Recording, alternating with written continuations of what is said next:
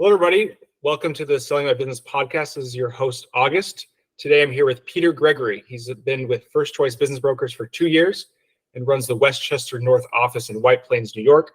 Prior to working with First Choice Business Brokers, he held leadership positions in multiple industries and was most recently a full-time instructor of business at Mount St. Mary College in Newburgh, New York for 7 years. Previous to that, he was a director of a regional business incubator for 5 years and a business development consultant for Chinese Investment Group. So, Peter, tell me more about your background and what got you into being a business broker. Well, you start out on a career, you never know where it's going to take you. And I played a lot of roles in a lot of sectors of business. And I think that really adds to being successful with business brokerage. Knowing people a bit helps too, and being able to make good matches.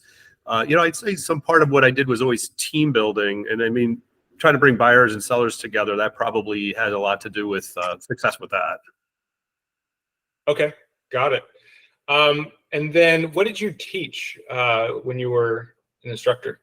Yeah, that was kind of an unforeseen path I ended up on. And I was at the Business Accelerator incubator, and I started doing guest speaking. And I was invited to come in full time as a guest instructor for 3 years. And then I went on a tenure track for 3 years and taught undergrad and grad classes in entrepreneurship and some capstone classes of strategy.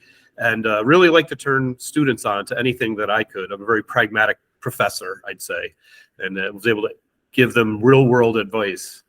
Yeah. So it seems like you really like kind of just business in general and kind of like business fundamentals, just everything about business. Is that why you ultimately became a business broker, or what kind of got you to change that? Yeah, it's a really good question, because I had a taste of it many years ago. I had spread my wings down into the Florida area, and I was working with some business incubators and things down there.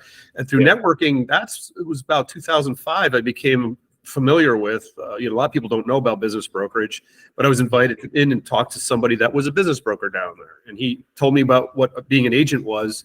And just about that time, I ended up developing some consulting businesses back in the Northeast, so moved out of there. So I had a taste and understood what it meant. And then when I came out of teaching and was looking for my next big thing, the opportunity presented itself with First Choice, and it was very natural. It's been a very natural path for the last 2 years. Awesome. Cool. So one of the things that we like to talk about on this podcast is how can we help business owners, people that are thinking about looking to sell their business, aren't really well versed in how to sell their business. So we'll start off. What do you think are some of the big mistakes? Let's say 3 big mistakes that you see business owners make when they're looking to sell their business. Well, a business broker adds quite a bit of perspective on what all goes into the actual sale. So sometimes it's not having a day-to-day or week-to-week relationship with your money, with your accountant and your bookkeeper, and being able to run reports pretty quickly. If you're in that position, a good business owner would be able to draw out information at will. You should be able to look at things and spin your numbers to help you understand what's going on pretty quickly. Just had a conversation with a seller today that agreed with me on that. That was the truth. The second thing is have a relationship with an attorney, because you're certainly going to need an attorney at this point. And that's something from First Choice. We're a bit of a boutique, high service group. And so we end up doing that not just for the seller, but on the seller's behalf, we do that with the buyer. We help them get connected to people that are familiar, real transaction attorneys, things like that. And then I wouldn't call it a mistake, but aggressive expensing is not uncommon in this world. And, being able to understand what the payoffs, if you aggressively expense, you're giving something up in the end game that when we get involved, that either takes a lot of retraction of what you've done before and, recasting of numbers, or rolling with what you have and trying to prove to a buyer that your company is worth XYZ. Yeah. So one of the questions maybe in today's economic environment with higher interest rates, how is it affecting sales prices on businesses and buyers looking to buy businesses right now? It was a surprise to me that when these rates went up over the last year, here we are Q1 of 2024, as those rates were coming up, the buyers were more interested, in my experience, and I'm outside the New York area here, within 90 miles of New York City is my market. And we saw more people going for SBA at the higher rates because they're more concerned about holding their cash than they are about paying the higher rates. And really, a few more points on the rates shouldn't really affect your decision to buy a business. If it's a good Sure. business, it will sustain that, and then you can refinance later on. Yeah. Got it. Okay. So let's say, I'm a business owner. You kind of talked about some potential mistakes or things that business owners do. What about some just overall tips, best practices around looking to sell my business? I don't really know how much it's worth. What should I do to kind of get a good understanding of what I need to do to set it up to sell, and then get an idea of how what I do now affects the valuation of the business when it's time to sell? Well, our process for first choice, that's when we really start establishing a relationship. And I have a rule of thumb. I mean, I can't really handle more than a dozen clients or listings at a time and do a good job. That's even a lot. Probably 10 is probably the upper range of that. And when we get involved, I mean, the first thing that they gain trust from us is that we have a very thorough process of putting a value on their business. And so a bit of my claim to, let's call it minor fame here, is when I do a listing, the buyers are usually within 95% paying up 95% of the list price. We get a price, you're going to move the business at a fair price, if it makes sense. And maybe those are the types that I end up taking, right? It might just be those sellers that see it the same way I do. But we give them a lot of confidence because we do a thorough job. We show them 4 different ways that someone coming in might value their business, or you might say 4 different ways in industry you might look at, valuing a business. And that's where we start the path of a relationship. We do a nice report for them on that. They get a complete review. They completely understand where we came from on those numbers. And that, to tell you the truth, it sells ourselves down the line for the rest of the process. Awesome. Cool. So any other tips that, like, you've talked to many business owners, just any tips that you've seen, some commonalities with some things that, like, when you're talking to them, they always kind of have this mistake, or not necessarily a mistake, but have this kind of issue before they can sell? Any common situations? Well, I'm going to paint a scenario, one that's close to closing right now that we have. It's in the home services trades. While we've had them, we've raised the price on their asking price. We've had enough time to work with them. They were on a good path.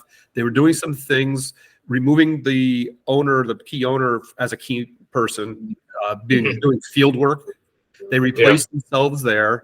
They established like the new profitability, like the profitability was going to drop a little bit because now that person is doing more of the estimating, marketing, and scheduling and things like that. And that's a good thing. Position your company so that it's, we get approached by private equity, for doing roll-ups, looking to buy and add. I have one buyer for the one HVAC company, bought an electrical company. He's got a lot of good experience over the last 2 years with that. So they're looking for staff. Right now, staff is everything. If you have good staff trained, put a little money into training and certifications and things like that, that sells pretty well. So in that example that you mentioned, you're saying that the business owner was able to replace themselves in the business, which increased the value of the sale of the overall business? That's right. Yeah. That's after we got the 2022 numbers, which was right about when we signed. And I just got their 2023 numbers because here we are in just the beginning of February, and they've really improved their, they've increased their listing price. So it's not always the other direction. You're not always dropping price.